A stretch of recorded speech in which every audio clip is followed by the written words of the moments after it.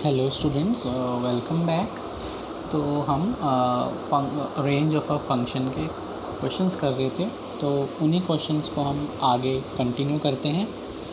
Now question number second, इसमें अब मैं डोमेन और रेंज इकट्ठा लेकर चलूँगा। Find the domain and range, find the domain and range of f(x) equal to root x minus 1। हमें इस फंक्शन के लिए डोमेन भी चाहिए और रेंज भी चाहिए। एक्चुअली जो एग्ज़ाम में क्वेश्चंस आते हैं उनमें डोमेन और रेंज दोनों चीज़ें पूछ रखी होती हैं। So let us start. तो पहले हम बात करते हैं डोमेन की। डोमेन के बाद रेंज कैलकुलेट होती है। सो फंक्शन को उतारा जाए।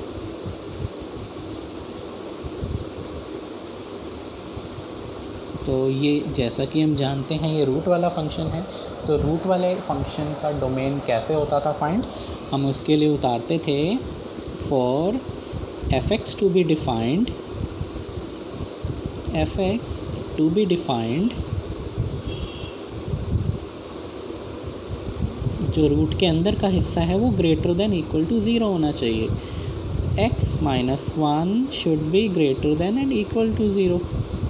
तो इसी को ही सॉल्व करके हमारी डोमेन ऑब्टेन हो जाती थी। तो इससे आ रहा है x greater than equal to 1। अगर मैं 1 को उस तरफ ले जाता हूँ तो हमारा डोमेन हुआ 1 या 1 से हायर वैल्यू। तो मैं अगले पेज पे डोमेन उतार देता हूँ। तो उसके लिए मुझे ये इरेज करना पड़ेगा, तो आप ये उतार लीजिए।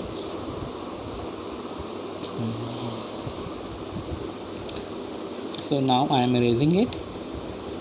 सो डोमेन हो गया 1 या 1 से higher value. So domain is equal to 1 comma infinity, यहाँ पे 1 की तरफ इंक्लूड का साइन, इन्फिनिटी की तरफ एक्सक्लूड वाला ब्रैकेट, एक्सक्लूड का साइन। तो ये हमारी डोमेन हो गई। अब डोमेन के बाद हम आते हैं रेंज पे। रेंज कैसे कैलकुलेट होगी रूट x माइनस 1 के लिए? तो आओ, तो इसके लिए सबसे पहले y को f(x) मान लीजिए। Let y equal to f(x). So now we can write y is equal to root x minus 1।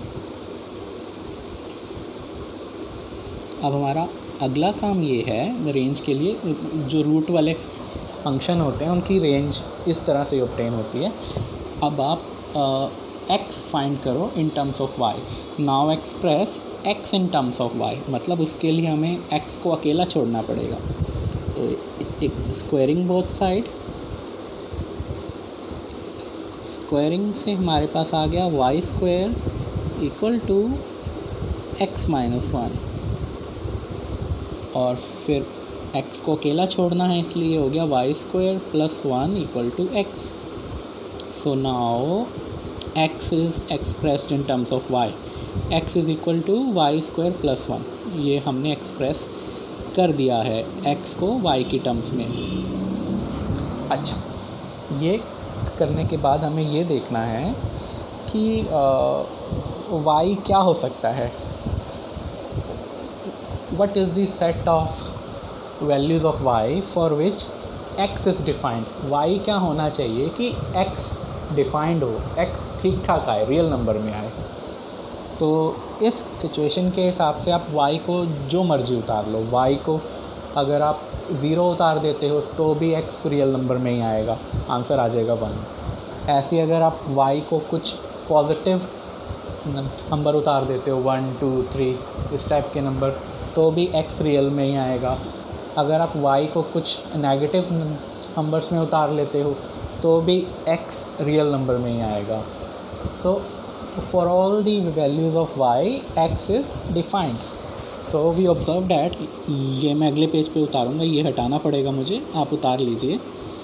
So we observe that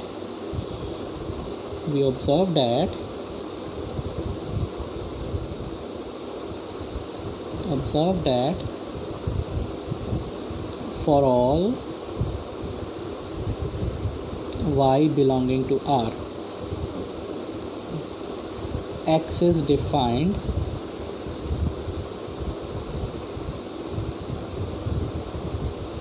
and is real number. तो इन्होंने तो कह दिया कि y कोई भी रियल नंबर हो सकता है. इनके हिसाब से y कोई भी रियल नंबर हो सकता है, मतलब -∞ से इन्फिनिटी तक y कुछ भी हो सकता है. इन्होंने अपनी ओर से ये आंसर दे दिया. क्या यही रेंज होगी? y कुछ भी हो सकता है?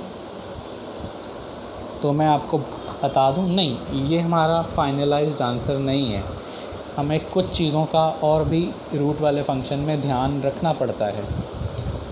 अगर हम ध्यान करें तो y क्या था? y इक्वल था √x-1 के. तो √x-1 नेगेटिव तो हो ही नहीं सकता, क्योंकि ये तो पॉजिटिव वैल्यूड फंक्शन है. So but y equal to √x-1 can not be negative. तो ये तो आप भूल ही जाओ कि y की वैल्यू माइनस में आएगी. y की वैल्यू माइनस में आ ही नहीं सकती, क्योंकि y इक्वल है √x-1 के. √x-1 तो पॉजिटिव वैल्यूड है, तो ये y नेगेटिव हो ही नहीं सकता. तो इसीलिए जो हमारा y होगा वो 0 होगा या 0 से ऊपर हो सकता है, बट y नेगेटिव तो हो ही नहीं सकता. तो मैं इसे इक्वेशन 1 ले रहा हूँ, और इस चीज़ को जो ये y की ये जो वैल्यू उतारी है इसको 2 ले रहा हूँ. अगर हम इन दोनों चीज़ों को कंबाइन करें तो हमारे पास एक ही फाइनलाइज्ड आंसर आता है. वो फाइनलाइज्ड आंसर ये है कि y की वैल्यू 0 से इन्फिनिटी तक हो सकती है, वो नेगेटिव हो ही नहीं सकती. सो मैं उतार रहा हूँ फ्रॉम फर्स्ट एंड सेकेंड